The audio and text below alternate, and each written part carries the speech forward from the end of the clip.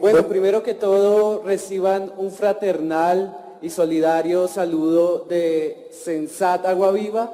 Sensat es una organización ambientalista que lleva más de 26 años acompañando a las comunidades que sufren distintos conflictos ambientales en el país, y sin duda el tema del agua es uno de los temas que hemos venido trabajando durante varios años.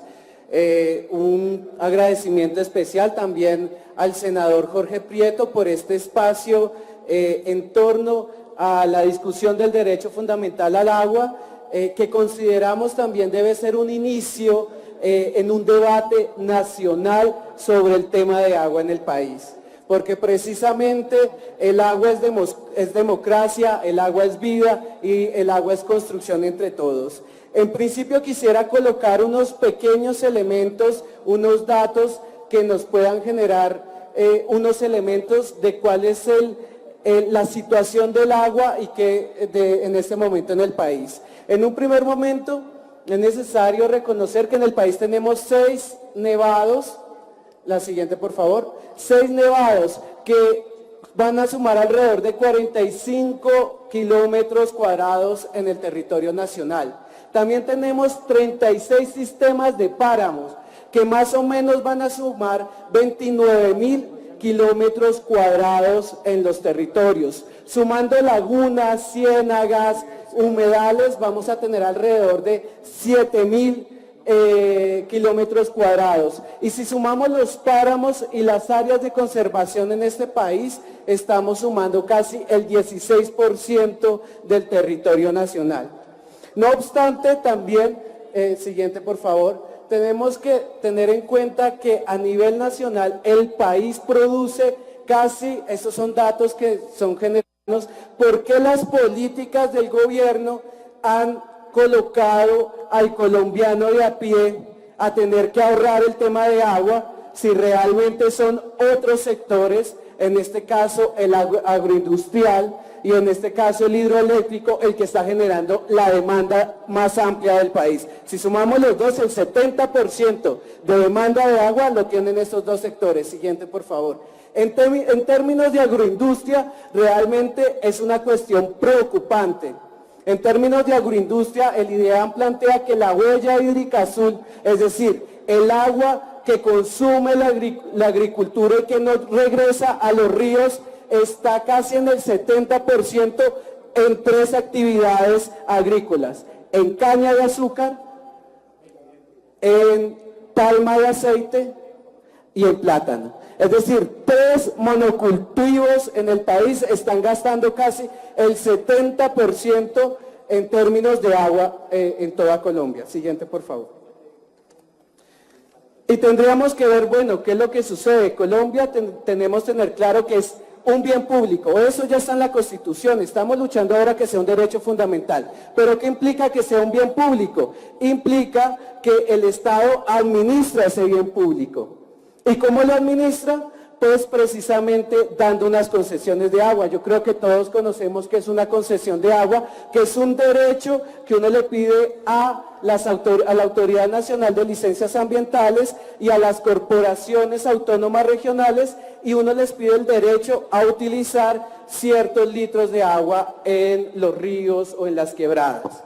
Pero siguiente por favor, en una investigación reciente que retoma todas las concesiones del país, aparece este dato que también me parece impresionante. El 1.1% de los dueños de esas concesiones del agua tiene el 62% del volumen que se consume en el país en términos de agua. Colombia tiene algo muy particular, y es que la ficción siempre supera la realidad. Esto es risible. El 1% de las personas dueñas de las concesiones de agua utilizan ese 62%. Y si le aplicamos el coeficiente Gini, que es un coeficiente que mide la desigualdad en los países y que dice entre más se acerque a 1 es más desigual, en términos de agua en el país con el coeficiente Gini es 0.92. Si lo comparamos en términos de tierra, que Colombia es uno de los países más inequitativos en términos de tierra y que todos sabemos ha generado un conflicto armado durante más de 60 años en el país, es de 0.86. Es decir, que lo que quiero decir hoy es que este país es más inequitativo, desigual en términos de agua que en términos de tierra.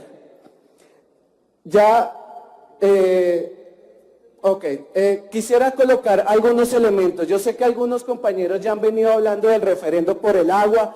Hace 10 años, distintas organizaciones, movimientos sociales se reunieron, consiguieron 2 millones de firmas y cuando presentaron el articulado en ese entonces en el Congreso, un Congreso neoliberal lo que hizo fue cambiar ese articulado y precisamente tumbar un referendo. Sin embargo, quisiera decir 3 elementos de enseñanzas que nos genera el referendo, porque nosotros como también participamos en él, y primero decirles que nosotros no perdimos el referendo en el Congreso, nosotros lo ganamos en el proceso. En primer lugar, porque encontramos en esa clase de movilización un escenario real de discusión sobre qué entendemos por democracia, porque la democracia no se hace acá en estos recintos. Muchas gracias. La democracia se realiza en distintos escenarios, en las calles, con las organizaciones sociales, con los distintos grupos. Ya voy entonces a terminar. Debemos entender que cuando hablamos de agua estamos hablando de democracia. Debemos entender que cuando hablamos de derecho fundamental al agua, pues no solamente estamos hablando de acceso, sino que las comunidades tengan las posibilidades de decidir democráticamente de qué hacer uso de esa agua en los territorios.